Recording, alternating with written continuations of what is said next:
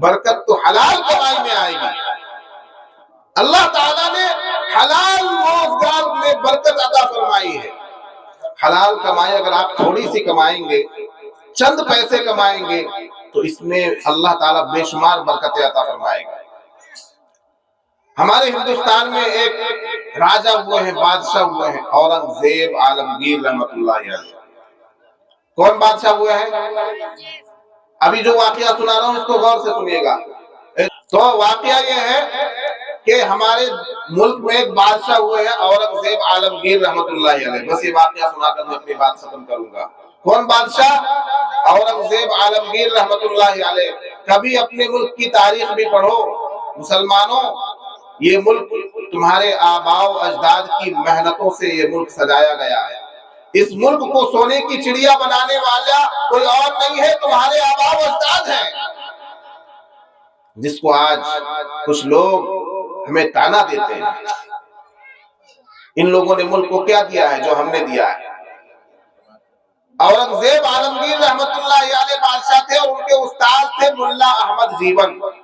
کون تھے؟ ملا احمد جیون ان کے استاد تھے۔ اورنگزیب عالمگیر جب بادشاہت کی کرسی پر بیٹھے، جب بادشاہ بنے، تو انہوں نے اپنے استاد کو خط لکھا کہ حضور آپ سے ملنے کی خواہش ہو رہی ہے، کبھی ہمارے یہاں تشریف لائیے، کبھی ہمیں میزبانی کا موقع دیجیے۔ ملا احمد جیون کون ہے؟ استاد ہیں، اور بادشاہ شاگرد ہے۔ اس وقت کا بادشاہ بھی مولانا کو اپنا استاد بنا رہا ہے، اور بادشاہ بھی ہے اور اپنے استاد سے پڑھ بھی رہا ہے۔ آج کا یہ نوجوان، آج کا یہ رکشہ چلانے والا، آج کا یہ مزدوری کرنے والا کسی عالم سے مسئلہ پوچھنے کے لیے تیار نہیں ہے، کسی عالم کو اپنا استاد بنانے کے لیے تیار نہیں ہے، اور وہ بادشاہ ہو کر پڑھ رہے ہیں۔ ان کا استاد ہے ملا احمد جیون، جن کی کتاب مدرسوں میں ہے نور الانوار کے نام سے، ملا احمد جیون۔ انہوں نے اپنے استاد کو خط لکھا اورنگزیب نے کہ حضور آپ سے ملنے کی خواہش ہو رہی ہے۔ تو رمضان میں چھٹی ہوتی ہے مدرسوں میں، ملا احمد جیون رمضان کی چھٹیوں میں دلی گئے۔ دلی کی جامع مسجد میں عصر کی نماز کے بعد اپنے شاگرد سے، بادشاہ وقت سے، اورنگزیب سے ملاقات ہوئی۔ اورنگزیب نے اپنے استاد کا استقبال کیا، لے کر اپنے قلعے کی طرف گئے، اور گفت و شنید ہوئی، بہت اچھے طریقے سے اپنے استاد کی مہمان نوازی کی۔ شاگرد میں، شاگرد بادشاہ ہے، استاد ایک سادہ سا عالم دین ہے، مولانا ہے۔ پورے رمضان استاد اور شاگرد ایک ساتھ رہے، شاگرد سیکھتا رہا، استاد سکھاتے رہے۔ جب رمضان کی چھٹیاں ختم ہو گئیں، عید کی نماز ہو گئی، تو استاد محترم نے اجازت چاہی کہ اب مجھے جانے کی اجازت دی جائے۔ تو اس وقت ملا احمد جیون کو، یعنی استاد کو، شاگرد نے، اورنگزیب نے کچھ تحفہ دیا۔ ہدیہ دیتے ہیں نا، اپنے استاد کو کچھ دیتے ہیں نا، گفٹ دیتے ہیں نا، آپ لوگ نہیں دیتے ہیں کیا؟ یہاں تو مکتب میں کوئی مہینے کی فیس دینے کے لیے تیار نہیں ہے، تو گفٹ الگ سے کیا دیں گے، الگ سے ہدیہ کیا دیں گے، تحفہ کیا دیں گے؟ بچہ مکتب میں پڑھ رہا ہے تو فیس دینے کے لیے تیار نہیں ہے ہمارا نوجوان، کیسے تمہارا بچہ دیندار بنے گا؟ تو خیر، ملا احمد جیون کو اورنگزیب بادشاہ نے ہدیے کے طور پر ایک چونی دی۔ کیا دی؟ چونی، ہے نا، 25 پیسے۔ وہ اس دور کی بات ہے، اس دور میں 25 پیسے کی بہت زیادہ اہمیت تھی، ہے نا، دے دی۔ استاد جی چلے گئے، شاگرد اپنے کام میں لگ گئے۔ اورنگزیب بادشاہ تھا، وہ دکن کی طرف لڑائیوں میں مصروف ہو گیا۔ اسی طرح 13-14 سال گزر گئے۔ 13-14 سال کے بعد جب بادشاہ دکن کی لڑائیوں سے لوٹ کر دلی آیا اورنگزیب، تو ان کے ایک خادم نے بتایا، ان کے ایک وزیر نے بتایا اورنگزیب کو کہ حضور آپ کے جو استاد محترم ہیں ملا احمد جیون، وہ بہت بڑے زمیندار آدمی بن گئے ہیں، ان کی بہت سی کھیتیاں ہیں، تو کیا ان سے لگان وصول کیا جائے؟ پہلے تو لگان وصول ہوتا تھا، ابھی سرکار ٹیکس لے رہی ہے، ٹیکس کے نام پر لوگوں کو مار رہی ہے، جی ایس ٹی کے نام پر 28% جی ایس ٹی۔ یہ ظلم ہے، ہم تو ہر چیز بولتے ہیں۔ تو کیا استاد محترم سے لگان وصول کیا جائے، اس لیے کہ وہ بہت بڑے زمیندار بن گئے ہیں ملا احمد جیون؟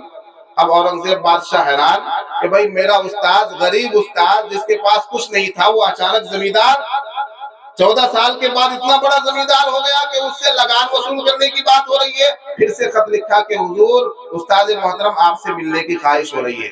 फिर मुल्ला अहमद जीवन रमजान की छुट्टियों में तशरीफ लाए, मुलाकात हुई।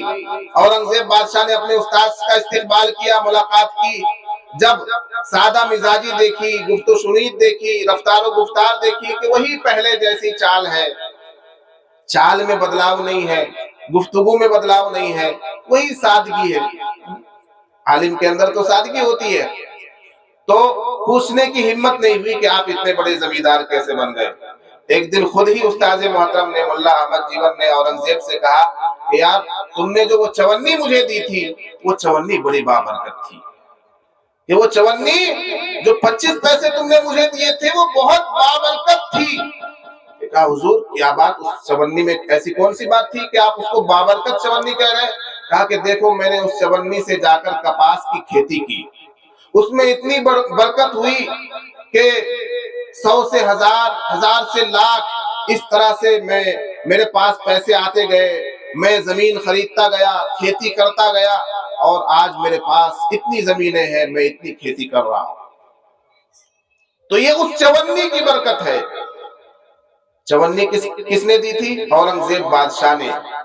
तो औरंगजेब बादशाह ने कहा हुजूर वो चवन्नी क्यों बाबरकत थी, मैं उसका वाकया आपको बताऊं, उसका किस्सा आपको बताऊं? कहा ठीक है बताओ।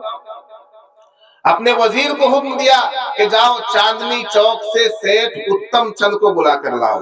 किसको बुला कर लाओ? सेठ उत्तम चंद को बुला कर लाओ चांदनी चौक से। ये सारे नाम अभी आपको मिल जाएंगे दिल्ली के अंदर। दिल्ली के अंदर जामे मस्जिद भी है, दिल्ली के अंदर लाल किला भी है, चांदनी चौक भी। अभी हम लोग घूम कर आए, मौलाना शमीम रियाज नदवी साहब। तो कहा चांदनी चौक से सेठ उत्तम चंद को बुला कर लाओ, सेठ उत्तम चंद को बुला कर लाओ, और फुला दिन के खाते के साथ, फुला दिन का हिसाब लूंगा मैं। वो तारीख और वो साल लिख कर रखा होगा औरंगजेब ने। कहा कि फुला दिन के खाते के साथ उसको पेश करो। अब सेठ उत्तम चंद एक बनिया आदमी था चांदनी चौक का, वो तो डर गया कि पता नहीं बादशाह की तरफ से खाते के साथ बुलाया गया, इसका मतलब मेरे हिसाब किताब में कोई गड़बड़ी हुई है। सेठ उत्तम चंद आया, हाँफता कांपता हुआ। बादशाह सलामत ने कहा कि घबराने की जरूरत नहीं है, उस दिन का खाता खोलकर मुझे हिसाब बता दो, उस दिन कहाँ कहाँ तुमने पैसा खर्च किया है। तो सेठ उत्तम चंद ने कहा कि मैंने 10 रुपए यहाँ खर्च किए, इतने रुपए यहाँ खर्च किए, इतने रुपए यहाँ खर्च किए। चवन्नी पे आकर रुक गया कि एक चवन्नी मैंने खर्च की है, एक आदमी को दी है, लेकिन मुझे मालूम नहीं कि वो आदमी कौन था। कहा बताओ कौन था वो आदमी, कि अगर इजाजत हो तो मैं बताऊं। कि हाँ बताओ।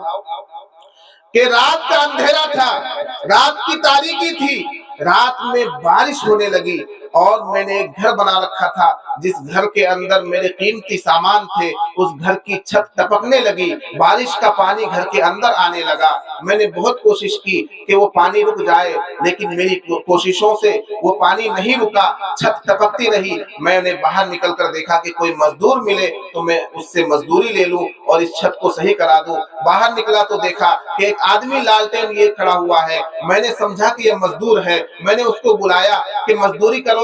उसने कहा हाँ बिल्कुल मैं तैयार हूँ। मैंने कहा मेरी छत सुधार दो, ये मेरी छत टपक रही है, इस छत में तुम सुधार कर दो ताकि पानी टपकना बंद हो जाए। उसने 2-3 घंटे की मशक्कत और मेहनत और मजदूरी के बाद मेरी छत को सुधार दिया, पानी टपकना बंद हो गया। फिर उसने कमरे में अंदर आकर तमाम सामान को सही तरीके से रख दिया, और जब वो इसी दरमियान जब उसका काम खत्म हुआ तो फजर की अजान हो गई। जब अजान हो गई तो उस मजदूर ने कहा कि अब मुझे इजाजत दी जाए, आपका काम भी मुकम्मल हो गया है और मुझे दरबारे खुदाबंदी से निदा भी आ गई है, मुझे अब नमाज पढ़नी है, मुझे नमाज के लिए इजाजत दी जाए। तो उस वक्त सेठ उत्तम चंद ने अपनी जेब में हाथ डाला और एक चवन्नी निकाल कर उस मजदूर को मजदूरी दी कि मजदूर मेरे पास इससे ज्यादा नहीं है, ये चवन्नी अभी ले लो, अगर तुम दिन में आकर मेरी दुकान में हाजिर हो जाओगे तो दिन में मैं तुमको इससे भी ज्यादा दे दूंगा। उसने कहा नहीं कि मुझे ये चवन्नी ही काफी है। कहा कि नहीं नहीं, तुम दिन में आना, तुम्हें मैं और भी ज्यादा दूंगा। कहा मैं दिन में नहीं आ सकता, कि अभी जो देना है दे दो, अगर नहीं देना तो मत दो। सेठ उत्तम चंद ने वो चवन्नी उसके हवाले कर दी, लेकिन वो अफसोस करता रहा। सेठ उत्तम चंद कहता है कि मैं और मेरी बीवी बात तक अफसोस करते रहे कि ऐ काश 1 रुपया ना सही, 98 तो कम से कम हम उस मजदूर को दे देते, लेकिन वो चवन्नी लेकर यहाँ से रुखसत हो गया। तो ये वही चवन्नी है जो मैंने उस मजदूर को दी थी। उस मजदूर से मैं नाम पूछना भूल गया था, इसलिए मेरे खाते में उस मजदूर का नाम नहीं है। औरंगजेब बादशाह ने कहा कि ठीक है, तुम्हारा काम पूरा हो गया, तुम यहाँ से जा सकते हो। औरंगजेब बादशाह ने अपने उस्ताद मुल्ला अहमद जीवन से कहा कि हुजूर, ये वही चवन्नी थी जो मैंने आपको हदिये में दी थी, और वो मजदूर कोई और नहीं था, मैं ही वो मजदूर था। मैं रात की तारीकी में अपनी रियाया, जनता और आवाम के हालात मालूम करने के लिए बाहर निकला था। उस वक्त मैं लालटेन लेकर खड़ा हुआ था। इस शख्स ने, सेठ उत्तम चंद ने मुझे आवाज दी मजदूरी के लिए, तो मैं मजदूरी के लिए तैयार हो गया, और वो मजदूरी करके जो मुझे चवन्नी मिली थी, वही चवन्नी मैंने आपको गिफ्ट की थी, आपको हदिया की थी। उसी चवन्नी की बरकत है कि आज आप इतने बड़े जमींदार हो गए। हमारे कभी बादशाहों का हाल ये था कि वो जायज और हलाल कमाई के लिए मजदूरी किया करते थे। आज का हमारा छोटा से छोटा मिंबर, छोटा से छोटा सरपंच की हालत ये है कि हराम कमाई के बगैर उसका लुकमा पेट में नहीं जाता। तभी हमारे बादशाहों का यह हाल हुआ करता था। यही औरंगजेब आलमगीर रहमतुल्लाहि अलैह इतने बड़े बादशाह थे, लेकिन अपने घर के अखराजात के लिए और अपने घर के खर्च के लिए वो बादशाह से, शाही खजाने से कुछ नहीं लिया करते थे, बल्कि टोपी बुनकर, कुरान लिखकर, किताब लिखकर वो काम किया करते थे। उससे जो कमाई होती थी उससे अपना गुजर बसर किया करते थे, शाही खजाने से नहीं लेते थे। कभी हमारे बादशाहों का ये हाल था, आज हमारे नौजवानों का, आज हमारे अवाम का, आज हमारे भाइयों का ये हाल है कि हलाल कमाई करने के लिए तैयार नहीं है। मेरे दोस्तों, हलाल कमाओगे, अपने बच्चों को हलाल खिलाओगे, तो इन बच्चों के अंदर दीनदारी आएगी, इन बच्चों के अंदर दीन आएगा, इन बच्चों के अंदर सुन्नत नबवी का ढंग आएगा, इन बच्चों को शरीयत पर चलना आसान हो जाएगा। करेंगे इंशाअल्लाह, हलाल कमाई करेंगे, हलाल खाएंगे, अपने बच्चों को हलाल खिलाएंगे, और इस मकतब के निजाम को जो इससे पहले ठप हो चुका था, हम सबको मिलकर चलाना है इंशाअल्लाह। कोई भी आपकी बस्ती का आदमी ऐसा ना हो जो ये सोचे कि मकतब में हमारा बच्चा ना पढ़े। हर किसी की सोच ये होनी चाहिए कि हमारा बच्चा मकतब में पढ़े। और आपको अपने बच्चे को डॉक्टर बनाने का इरादा हो, इंजीनियर बनाने का इरादा हो, साइंटिस्ट बनाने का इरादा हो, प्रोफेसर बनाने का इरादा हो, पायलट बनाने का इरादा हो, कुछ भी बनाने का इरादा हो, लेकिन सबसे पहले आप अपने बच्चे को मुसलमान बनाइए, सबसे पहले अपने बच्चे को दीन सिखाइए, सबसे पहले अपने बच्चे को कुरान सिखाइए, सबसे पहले अपने बच्चे को मसाइल सिखाइए, हलाल और हराम की तमीज सिखाइए। अकबर इलाहाबादी कहते हैं, तुम शौक से कॉलेज में पढ़ो, पार्क में फूलो, जायज है गुब्बारों में उड़ो, चरख में झूलो, पर एक सुखन बंदे आजिज का रहे यार, अल्लाह को और अपनी हकीकत को न भूलो। वाखिर दावाना अल्हम्दुलिल्लाहि रब्बिल आलमीन।